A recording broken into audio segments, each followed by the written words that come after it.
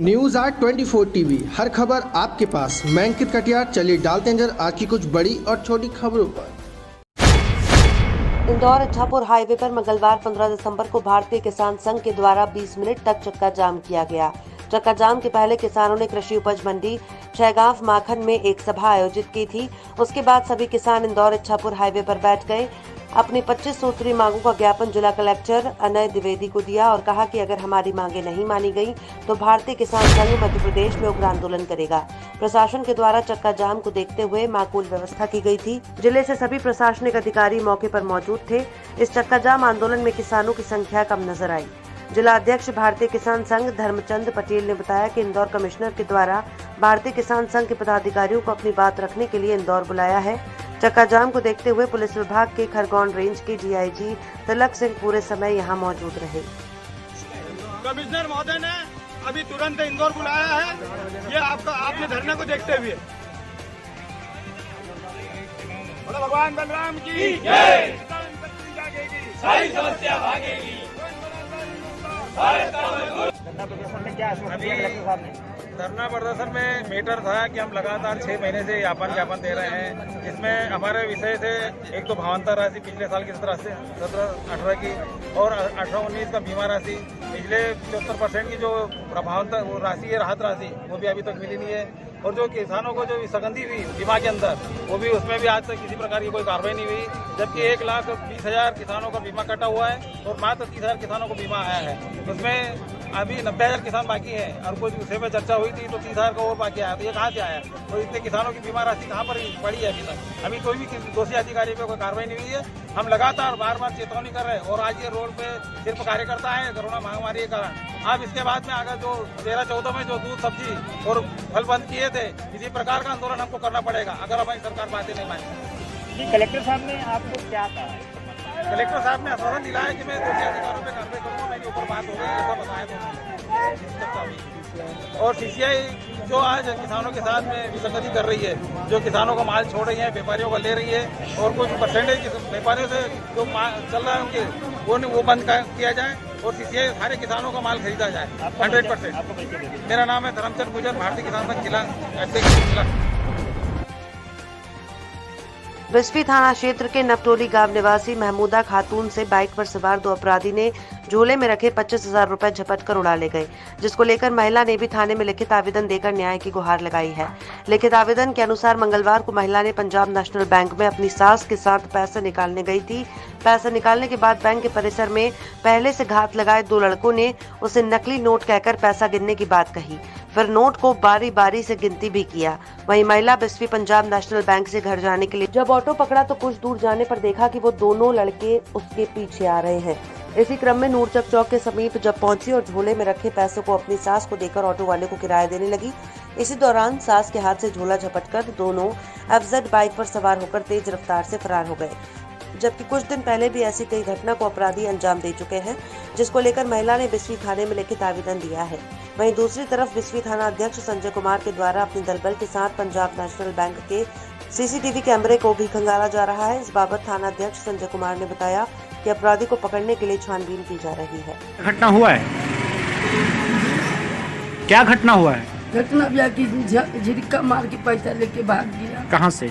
बसवरिया चौक पर से बैंक में भी आके हमरा पैसा को छीन के गिने लगा। आ गिन के एक बार 10,000 दी से, एक बार 10,000 दी से 5,000 बच गया।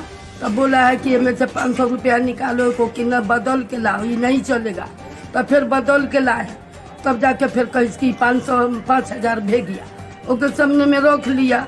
रखे के बाद जो है से अब हम रहबे करे ना, जाके सामने वाली दुकान में वो चला गया। वो दुकान में वो चला गया, टेम्पू आया, हम सास तो चली गए। और जब चली गए हैं जो तो वहाँ पर उतरे हैं, हम खड़ी हैं साइड में। कहाँ पे उतरे? बसवरिया, वही मार्केट जो है वही जंग को हम खड़ी हैं उतर के। पुतो पैसा दो टेम्पू वाला को, बस बगलिया के टेम्पो को 2 चक्का को मारा झिड़का, हम गिर गया राजधानी रोड पर। अब लेके पार हो गया। कितना पैसा था? 25,000। और में 2 खाता है और में आधार कार्ड है सब वही में। आपसे जो पैसा झपट्टा पड़ा वो पहले से पीएनबी बैंक में था? जी बैंक में पहले से था? जी 9 लड़की की शादी है, 9 दिन में आपसे जो आदमी पैसा झपट्टा मारा वो बैंक में पहले से था? हाँ, अब हम पैसा लेके आए हैं तब वो को देखा कि जाके बैठा है बैंक में बैठा हुआ था। हाँ जी, वही जब को बैठा है और फिर नीचे में हम सब पैसा गिना और वो पैसा भी बढ़ा के एक बार दिया 10,000 की लावा चाची। क्या नाम है आपका? जी क्या नाम है आपका? लाल बीबी। घर कहाँ है? मुर्चक लपटोली। खंडवा जिले के हनुवंतिया में 5वें जल महोत्सव का शुभारंभ प्रदेश के वन मंत्री डॉक्टर कुंवर विजय शाह ने हनुवंतिया स्थित टेंट सिटी में आयोजित कार्यक्रम में दीप प्रज्वलित कर किया। कार्यक्रम में प्रदेश के मुख्यमंत्री शिवराज सिंह चौहान का वीडियो संदेश प्रसारित किया गया, जिसमें उन्होंने कहा कि सिंगापुर भ्रमण के दौरान सेंटोसा द्वीप देखकर उनके मन में मध्य प्रदेश में भी टापुओं को पर्यटन केंद्र के रूप में विकसित करने का विचार मन में आया था, जो कि हनुवंतिया में साकार हो गया है।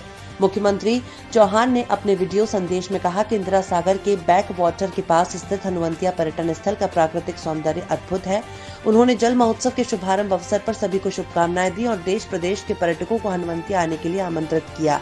इस अवसर पर क्षेत्रीय विधायक नारायण पटेल, मध्य प्रदेश पर्यटन विकास निगम की अपर प्रबंधक संचालक सुश्री सोनिया मीणा, जिला पंचायत के मुख्य कार्यपालन अधिकारी रोशन कुमार सिंह, जिला भाजपा अध्यक्ष सेवादास पटेल सहित विभिन्न जनप्रतिनिधि और अधिकारी मौजूद थे। कार्यक्रम में निमाड़ का प्रसिद्ध गणगौर लोक नृत्य संजय महाजन और उनके दल द्वारा प्रस्तुत किया गया। इस अवसर पर वन मंत्री डॉक्टर शाह ने माउंट एवरेस्ट विजेता सुश्री भावना डेहरिया को पुष्पगुच्छ देकर सम्मानित किया।